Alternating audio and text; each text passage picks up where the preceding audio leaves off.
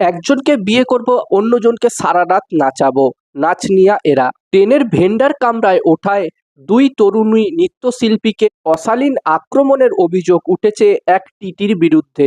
এই ঘটনার প্রতিবাদে ও ওই টিটির শাস্তির দাবিতে শনিবার বিকেলে বনগাঁ জিআরপি থানার সামনে শতাধিক নৃত্যশিল্পী বিক্ষোভ দেখান এবং তারা লিখিতভাবে অভিযোগও দায়ের করেন ওই টিটির বিরুদ্ধে।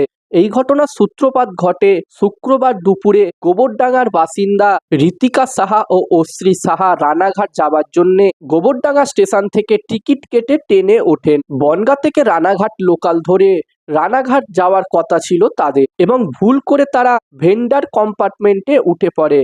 তারপরে বনগাঁ স্টেশনে নামার পরে এক টিটি তাদেরকে আটক করেন এবং ভেন্ডার কম্পার্টমেন্টে ওঠার জন্যে ২৫০০ টাকা জরিমানা তাদের থেকে চান, এবং ওই দুই তরুণীর কাছে এত টাকা না থাকার কারণে তারা ভয়ে তাদের মায়েদের ফোন করেন। তবে এখান থেকে পরিস্থিতি আরো জটিল হয়ে ওঠে। অভিযোগ, ওই টিটি ওই দুই মেয়ের অভিভাবকদের সঙ্গেও খুবই বাজে ব্যবহার করে, খুবই দুর্ব্যবহার করে। এমনকি নাচের ক্লাসে দেরি হওয়ার জন্যে নাচের ক্লাসের শিক্ষিকা ফোন করে বিষয়টি জানতে চাইলে তাকেও অশালীন ও আপত্তিকর ভাষায় অপমান করা হয় বলেও অভিযোগ।